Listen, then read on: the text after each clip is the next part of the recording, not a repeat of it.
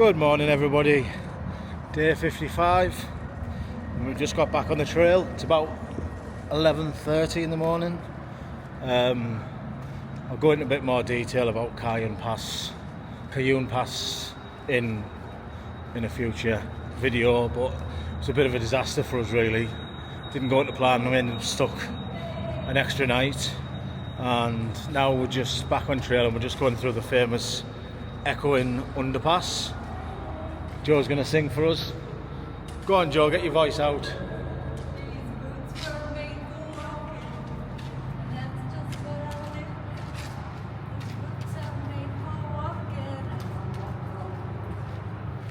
So there you go, Joe's little verse.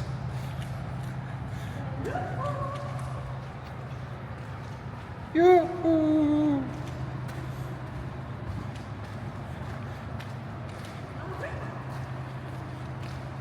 I think you need more people. We need more people to shout and sing. Don't walk into the light. Don't walk into the light. I've seen this underpass on so many videos and I've always assumed it was a lot longer than it actually is. It's only about 0.1 of a mile. I always thought it was like really long. Just turns out it's not. So we did our own version of the McDonald's challenge because we've ended up staying an extra night and there's nothing else to eat around here. And Subway had technical issues so we couldn't use that. We've ended up having 3 McDonald's in 2 days, which is certainly something I've never done before and I don't really want to do again.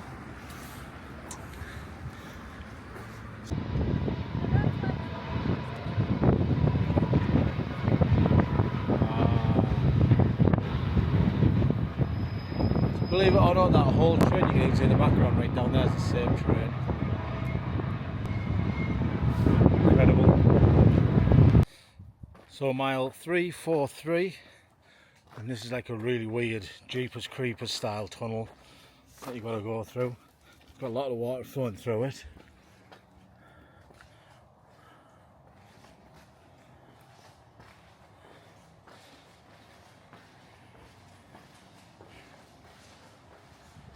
Should really have checked the map to make sure we are supposed to go through here.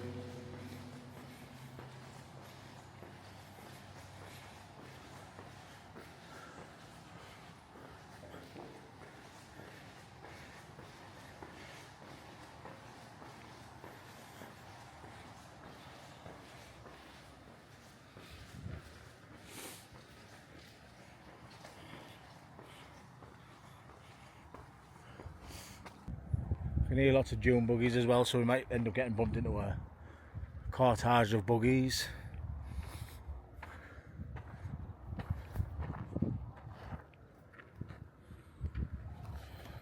I've lost Joe.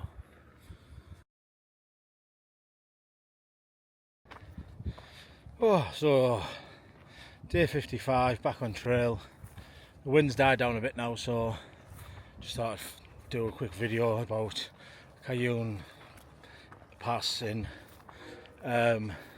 hotel we stayed at. It looked nice on paper and it had a hot tub sort of outside and a swimming pool, which was lovely. The swimming pool was freezing cold, so you couldn't get in it. But the biggest frustration for us is we were only going there to collect a parcel. When we got there, the parcel wasn't due until the next day because I think we'd put the extra miles in. We'd sort of got ahead of our parcel, which is certainly a first for us on the trail. So we just stayed the night as we were planned anyway and said it doesn't matter, we'll set off a bit later the next day. The parcel was due to arrive at 10 AM, so we'll just get the parcel, get Joe's trainers out, get my new trousers and new sun hoodie out, and then we just get on our way. We went down about 8 AM to get the breakfast, to be told they don't do breakfast anymore, it's just coffee, which was disappointing. From there we asked if the parcel had arrived, we were told it hadn't, so we went back to the room, went back down at 10 AM, told the deliveries have been, but our parcel wasn't there. So we decided that we needed the parcel for Joe's footwear. So we said, kind of haven't got a choice, we'll stay an extra night. So booked the hotel for another night. Joe then, we went down again, told us still hadn't arrived. So Joe decided to go on the UPS website, looked on the tracking, and the parcel had been delivered at 6:30 that morning. So it had been there. So we went back down to reception again to be told it's certainly not there. At that point, they had another look, and our parcel was there the whole time. And to make matters worse, when we looked, there was only 9 parcels there. It wasn't like there was a lot to go through, and Joanne's name was in big letters on top of the parcel. It stood out like a sore thumb. By this point, it was already 1 o'clock in the afternoon, and in all honesty, we hadn't packed our bags or anything, so we just sucked it up, stayed another night. So we've had our 0 now that we were saving for Wrightwood. So again, our plans have changed. Just another setback, but these things happen. It's not worth getting stressed over. We're out here to enjoy ourselves and try not to get stressed. We've got a brilliant opportunity and we're very lucky to be out here, so just got to go for it really. 6 miles, to Wrightwood. We've got, today's Saturday, so we've got today, tomorrow, and we're kind of saying if we get there late morning on Monday, get our parcel and get some lunch. So that's the plan. It's all uphill from here literally though, so I think it's 8,000 feet to climb over the next 2 days to get to Wrightwood. We're gonna sort of pass Wrightwood and come off a little bit later, so we're on the highway, so we don't have to walk down the elevation we've gained to then have to walk back up. If you come on off the highway about 5 miles further down, then you can sort of get a hike in, hitch in. So that's going to be the plan.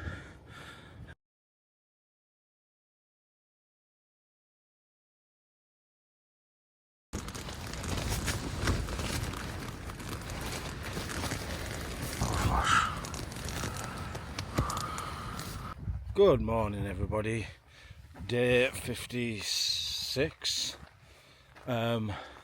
Really windy night last night. Tent was flapping all over. I've got a little video which I'll put in. Another low sleep night. We knew that the wind and rain was going to continue till about 10 this morning, so we just decided to stay in the tent and stay dry till it cleared. So going out a bit later today, but we'll walk a bit later, and the weather gets nicer as the day goes on, so it's probably a smart move. Right now we're just going to be heading up to the dizzy heights ahead. As you can see, got low cloud, so we're going to be going into that. So I can imagine it getting a bit cold and wet later.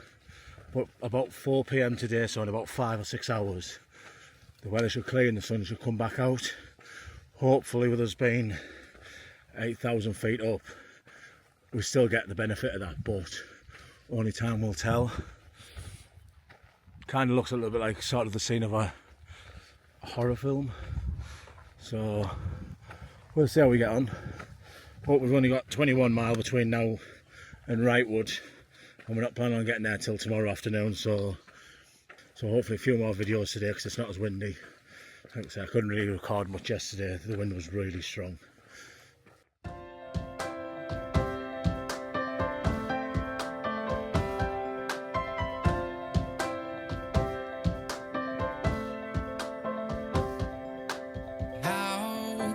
Trust if I run from the trials, I'll never rest if I don't chase your heart.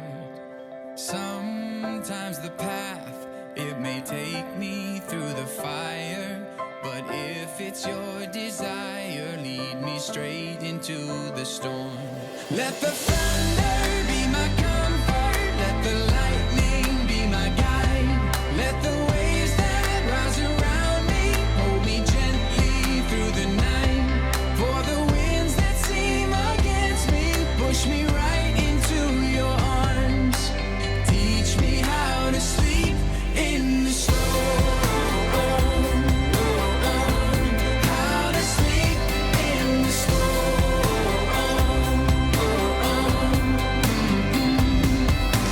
How will I grow if I never get rained on?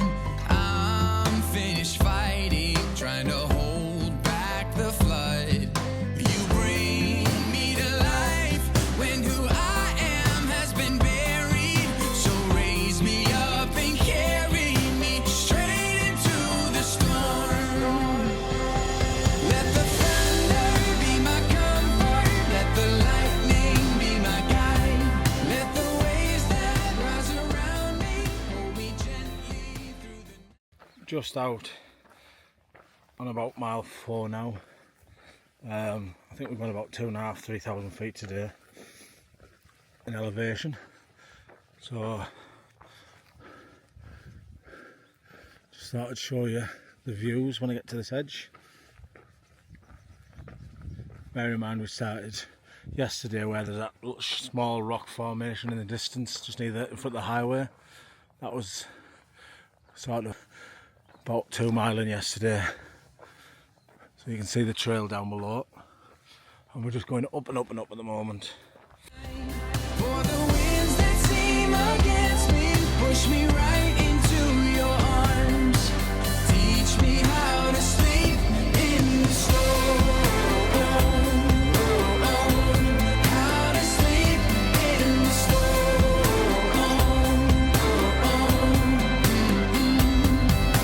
Sorrows will come and go. Even still I know it is well. It is well with my soul. Oh Lord, your peace. 353 and the sun is back.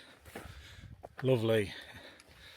So it's not as dark and cloudy now. It's just turned 3 o'clock. And blue skies just returned. It's really strange. In the space of about 3 or 4 minutes, it just sort of went from grey black clouds to just beautiful blue sky again. Jo's saying she's walking funny because we just had a rest, sat down and had some lunch.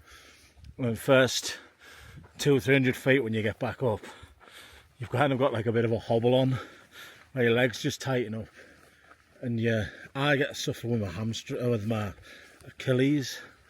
Whenever I stop for half an hour or more, when I get up for the first minute or two, my Achilles just feels really tight.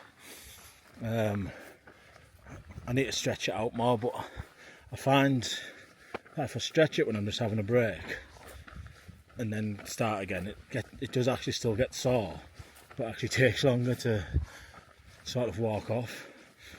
But we do a lot of stretching on the night. But anyway, it's just beautiful to have blue sky back. Just puts a spring in your step, having that lovely views and everything, instead of it looking atmospheric like it did.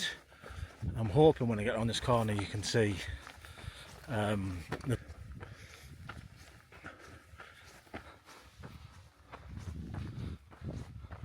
you can see at the top of the mountains. I think the white one that you can just see in the background is Mount Baden-Powell. PCT goes about 80% of the way up to that, I think, and then you can do a side trail to the peak. As you can see, it's still full of snow, so we haven't fully decided whether we're going to do that yet. We've, as we mentioned before, we've posted our ice axe back to ready for Kennedy Meadows, so if it's possible to do it with micro spikes, we'll give it a go, but if not, we won't bother doing the side trail up to there. And on another note, another breaking news story for you. So last one was about the bear. That was a problematic bear. We just found out norovirus is tearing the PCT apart. A lot of people, even as close to us as Big Bear, are really suffering with it. There's been a lot of talk and messages about making sure you're washing your hands properly and sort of that side of things. So we did say we were going to talk about how we keep our day-to-day hygiene going when not on town days and not able to get a shower. So it probably feels like quite a good time to do that. So in short, let's start with we don't carry deodorant because I'll be honest, I did and it was pointless. Within 2 or 3 hours you smell. Your clothes, after you've worn them for a day or two, just smell. So you're not fooling anybody. If I go into a town, sometimes you can get like little travel ones, so I'll buy one just if we're going to plan on going out for some food.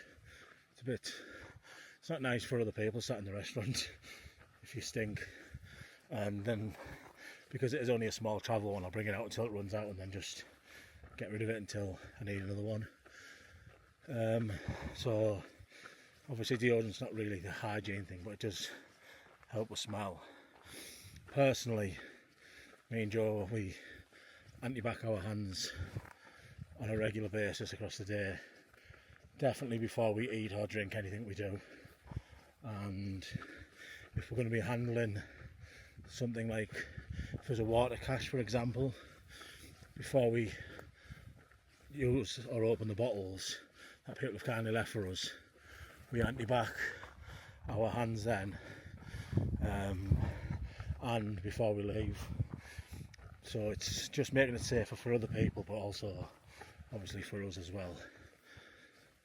On a night when I get in the tent, I always use some wet wipes and clean my feet, and after I've cleaned my feet I sort of use that again just to get the thick of the muck off my hands and face. And then I use at the moment I'm using like an antifungal foot cream just to stop athlete's foot or anything more serious appearing on my feet. Feet are probably the most important part of your body while you're hiking. If your feet cause you problems, you're in big trouble. Then I tend to use a second wet wipe, but I've got a little sort of piece of soap from home. It's a really nice smelling one that I just rub on the wet wipe till it slightly lathers up a little bit, foams up, and then I use that to wash my hands properly and my face, neck, and then once I've done that I give my armpits a quick once over just for my own benefit really, more than anything. I also, before I start the day, I put some Compeed on my feet just to prevent blisters. And when we have water in our, like spare water, again we have like a little sort of rough scourer sort of flannel that we use, just give ourselves a proper wash over again.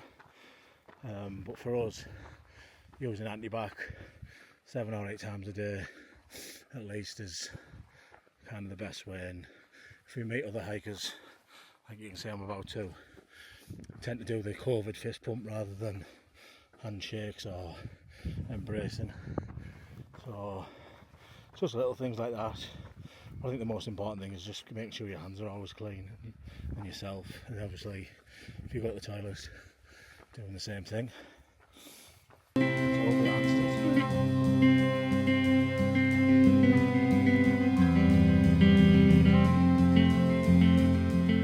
hold it in your hands and let it flow. This cruelty of youth as you fall again, alone in the compromise of truth.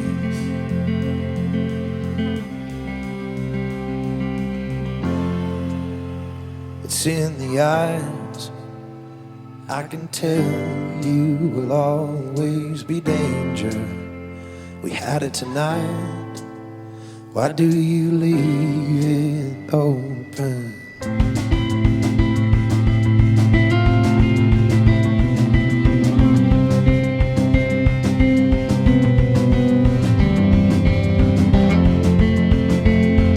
And the stakes remain too high for the silent mind and the shake and lonely itch that course down my spine. That's day 56 complete. We are about 12 mile away from Inspiration Point at Highway 2, where we'll be trying to hitch into Wrightwood, and so we'll be there for probably Tuesday morning. Just nip in, get our bits and bobs we need to do and leave. So this is our tent site for the night now. It's got a beautiful view of the mountains behind it. I'm just going to walk over the front. Oh, get my legs working. I think the worst place is to fall asleep and wake up. Like the Cajon pass in, Joe just said, which turned into a bit of a disaster. But yeah, and this looks far better than last night. Last night we had severe wind and rain, so it'd be nice to hopefully get a bit decent night's sleep. Get our last 12 mile in for the day, and then quick town stop. So good night, everybody. Love divine, don't leave a love divine.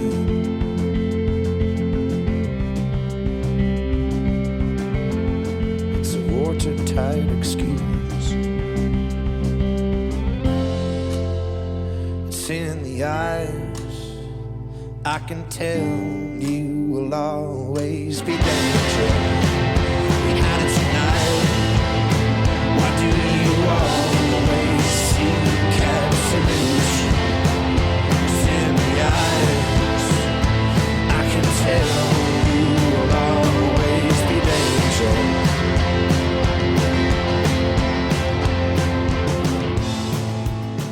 How does the earth... Good morning, everybody. Day 47. We've done about 4 miles this morning. It's been a little bit back on snow again in places, but we have a new problem now. There's all the snow and ice on the top of the sort of trees melting. So as you're going under trees, whether it be on snow or ground, you're sort of getting, I'm just going to grab one. You get what can only be described as massive ice cubes falling from the tree onto your head. So not only are we getting the dangers of slipping on the snow, especially when I'm due some new footwear as well, so my trainers have lost the tread, so I'm going to put my micro spikes on shortly just because of that reason. I don't think under normal circumstances you'd probably need them on this, but I feel like just because my tread's wore out, it's better to be safe than sorry. Some of the slips, again, it's ankle turning, but it's not huge slidey drops like we've been encountering. So hopefully not as bad as San Jacinto and places. So here's another little snow point for you that we're going to have to cross. So just to show you, that's kind of what we're dealing with again at the moment. Just small patches here and there. Not much of a problem. But like I say, I might have to put my micro spikes on because of the tread on my trainers disappearing. So yeah, we'll speak to you shortly. About 2 miles until we have our lunch at a place called Guffey's campsite, and then about 5 or 6 miles to the highway where we're hopefully going to get a hitch in the morning, first thing in the morning, to Wrightwood. Hello everybody, welcome back. So we're on about mile 365 now, and just on our way down to about 4 miles from where we're going to get picked up at Inspiration Point. So most people go down Acorn Path from the tops here to Wrightwood. What it means is you're doing a sort of quite a steep few mile climb down to the town, and then when you get to the town, if you want to keep your miles right without skipping any miles, you need to then hike back up the steep hill, which is a really big incline. So what we've decided to do is hike an extra 6 miles today to get to Inspiration Point, which is right on the highway, sorry. And it's apparently really easy to get a hitch from there into town, and then hitch back up to Inspiration Point, do a few miles, camp nearby, and then straight back to it tomorrow. So it's beautiful day now. Still see all the mountains are thick as snow. Kind of up on the high elevation now. I think we're about 8,500 feet up, which is kind of why I sound a bit out of breath when I'm not massively out of breath. I'm just struggling to get oxygen in my lungs. I'm skipping this section. I'm walking up the road from there to Wrightwood. There's a sort of like 2-lane highway, and it's just a straight road, reasonably flat. And I think it's like 9 miles instead of 21, and obviously without all the ascent. So a lot of people have been doing that, but we just wanted to stay true to the mileage as usual and do it. There was a part of me wanted to do it to start with, but it's been beautiful up here, so it's the reward was there, especially when you've got a view like that. It's sort of 6th of May now, and still seeing beautiful snow-capped mountains. It's just brilliant. I won't be saying that in the next few days when we're hiking through it again. I think when we're going up towards Baden Powell, I think I'll be cursing the snow again. But that's the way the cookie crumbles, as I say.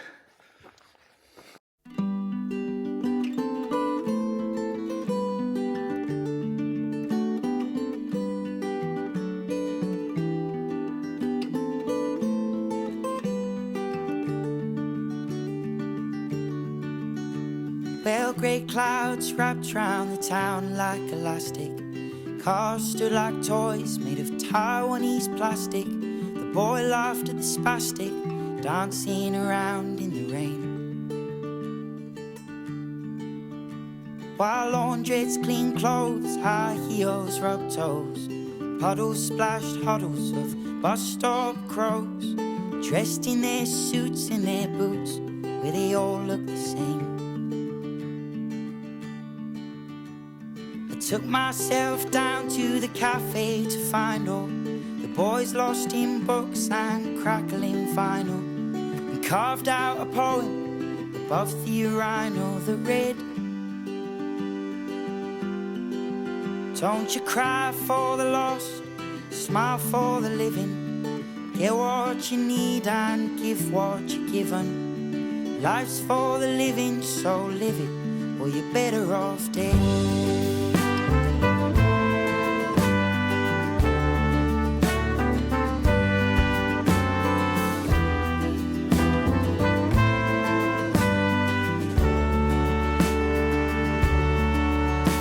Well, the evening pulled the moon out of its packet, stars shone like buttons on an old man's jacket. We needed a nail, but we tacked it till it fell off the wall. 2 miles away from finishing, but as you can see, we're sort of cutting through mountain high ski resorts now to get to the opposite side, which obviously is closed down for the season now. But it's been really fun to walk through because you see all the gondolas are still on the ski lifts, and you can still see like the sort of the clubhouse and things. It's a shame it's not open because I could murder a bear, but that probably doesn't surprise anybody. But yeah, it's just feels a lot of the time, I think, on the PCT, like we've said a few times, we don't really see a lot of other people for large periods. We've seen 2 people today early on, and then we've just seen them again now. They must be the same as us, really, taking it easy because it's only a short day to the highway where you get picked up to go to Wrightwood. But some days you just don't see anybody, and it's a bit eerie. It feels a bit like post-apocalypse. The world's ended and we don't know, nobody's told us. Which I think would make a great movie, by the way. 2 people hiking that didn't know the world ended around them. But yeah, this is eerie, fun, but also quite surreal at the same time, walking through what feels like an abandoned ski resort. I feel like I've watched a lot of YouTube videos before I came out about the PCT with Joe, and don't ever remember saying anything about this. We've reached out to a trail angel on Facebook who's put a post on saying that they're inviting hikers to stay with them for a few days. So we were gonna go into Wrightwood tomorrow first thing in the morning, do all our little jobs like resupply, get some food into us, collect our parcel, probably take what we want out and then bounce it again because there's still quite a lot in that from when we went to Walmart, so it probably needs one more bounce, I think, onto Agua Dulce probably. We're not planning on stopping at Acton like a lot of people are. We're going to just go straight through and again just try and claw back some miles. But if possible, we might end up staying in Wrightwood tomorrow night, and then just coming straight back on trail early first thing, rather than just going through Wrightwood, getting out of Wrightwood and camping just sort of back out tomorrow night. So yeah, we'll keep you informed and let you know.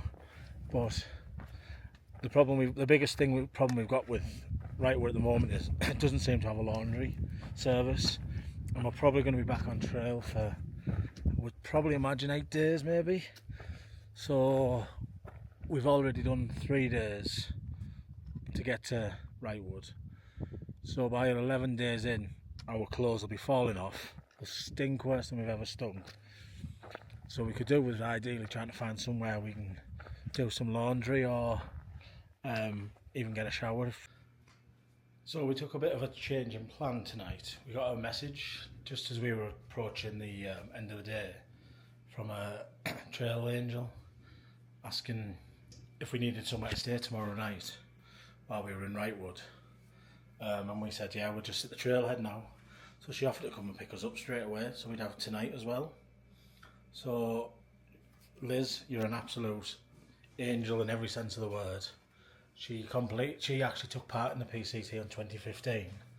Unfortunately for her, she broke her foot about 1,000 miles in, and now she just really tries to look after the hikers doing the PCT like she got looked after. But the woman is just beyond kind and friendly and lovely.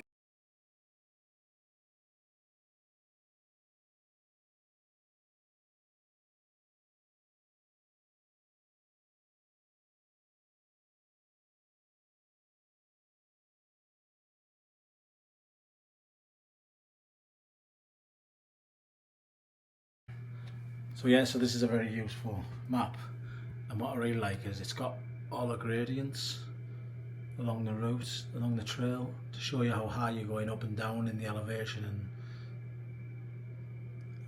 Brilliant. We're going to have a proper look at that, and what's even better is it's got a resupply location, so it's got all the locations for the resupply, so we can plan what towns and cities to stop at now. But what's a little bit depressing, if I'm honest, is when you look at the PCT map, we are currently there. So that's kind of what we've done so far, and then we've got all of this to do. Brilliant. And you'll have to excuse our clothes being dumped all over, but this is the area that we've got to stay in. So it's got a pull-out bed if there's more than 2 hikers. We're fortunate tonight that there's only us 2 here, but I think she can hold up to 6 or 8, she said. We've got some loaner clothes, a hiker box, lots of leftover hiker food and things that people have just left because they couldn't take. But we've got a proper full kitchen, which is the first time since we've sort of arrived in the US that we've got a kitchen from somewhere that we're staying in. So we've got a coffee, a microwave, a grill, there's a fridge, an oven, got proper wash facilities, and a really big looking comfortable bed. I love the bed sheets. They're just perfect for PCT hikers. But yeah, it's just incredible. I'm not going to show you in the bathroom because Joe's in there, but there's a shower and a toilet and sink in there, just as you'd expect for a bathroom really, without going into privacy. And there's a TV up there, a heater, aircon, a fan. It's just amazing. We're so lucky to have these opportunities to stay with people and listen to their stories, but to stay in these sort of properties and stay at people's homes. We've said it many times, but the trail angel culture in the US is something I've not experienced or heard of worldwide, and every single person involved should be incredibly proud of themselves for what they do, because it makes such a difference to every hiker to know that they've got someone waiting there. And it doesn't matter if you've got a lot of money in the bank or you've saved a lot of money for this. It's so expensive when you're out here to try and live on the trail. To have people just open up the homes to you is a blessing in itself, really. It's incredible. So yeah, so this is where we're staying tonight. Don't be surprised if we end up staying another night. And we'll catch up with you later.